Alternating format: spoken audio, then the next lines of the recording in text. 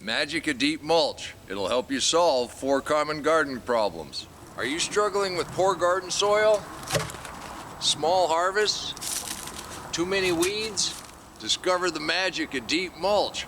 Solve all these problems and turn your garden into a thriving oasis. Here are 4 secrets to becoming successful in a deep mulch garden.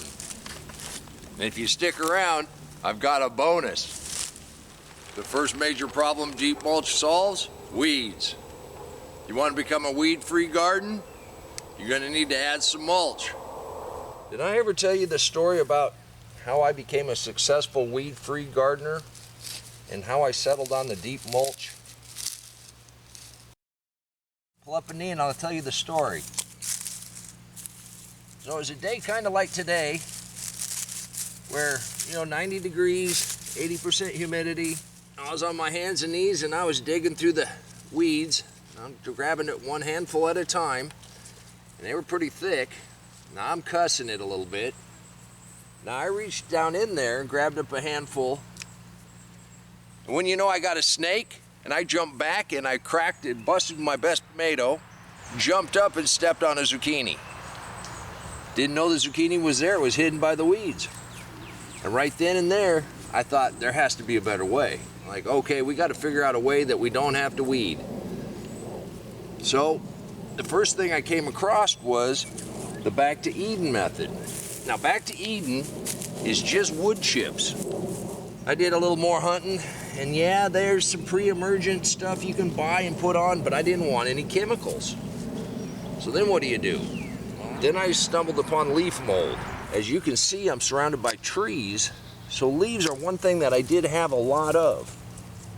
That first year, I just went and raked up all the leaves that I could, and I just layered it on thick. As thick as I could get it, which is about a foot thick across the entire thing. I went ahead and planted, and stuff grew better than it had ever grown, and I had almost no weeds, but the leaves disappeared very quickly. By the end of that summer, there was almost nothing left. And during that summer, we'd have pretty good rains, so the grass was growing pretty good.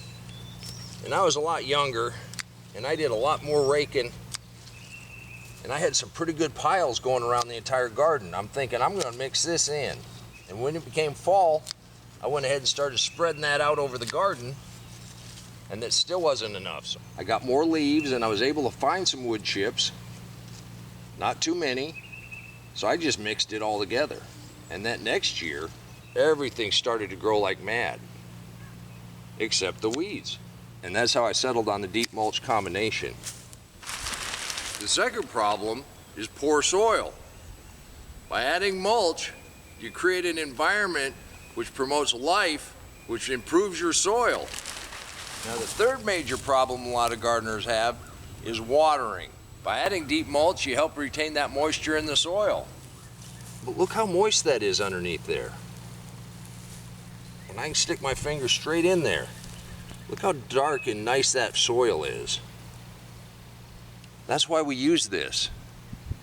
And the mulch does not feed the plants. It retains moisture, and as it breaks down, the micro-life, bacteria and fungus make the plant-soluble material, turn this orange clay into this wonderful soil. And the fourth issue a lot of gardeners have is a harvest that they're not happy with. By adding a thick layer of mulch to your garden, you're not fertilizing your plants, you're promoting the life in the soil. That life is what makes your plants thrive.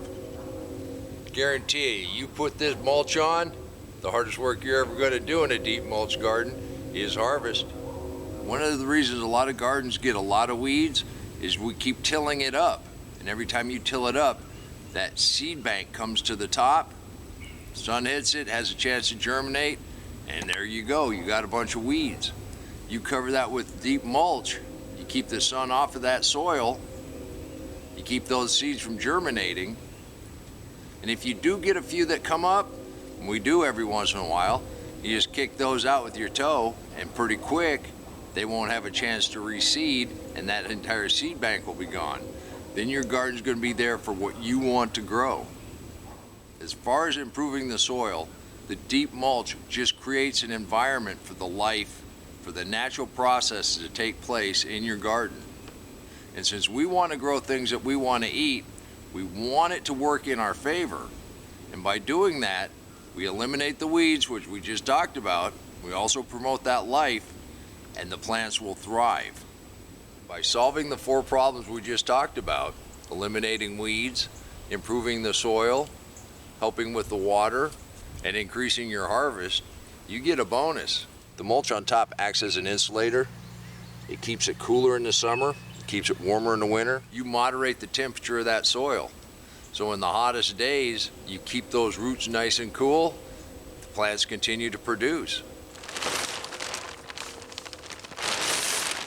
And by moderating the soil temperature, look what you can grow in January. And on the coldest days, you moderate that temperature, you keep the ground from freezing, and it keeps that life going, keeps the roots going, continue to grow. And really all you have to do is just layer that organic material on top, 4 inches thicker. You're going to solve all the problems we talked about. And I think you're going to be very happy with the results. If you want to learn more about deep mulch, click that link right there and I'll meet you back in the garden. If you want to learn more about the life in the soil, click that link right there and I'll meet you back in the garden. And until next time, remember, take care of yourself, take care of your family, and God bless you. Come on, let's plant. Let's go plant garden.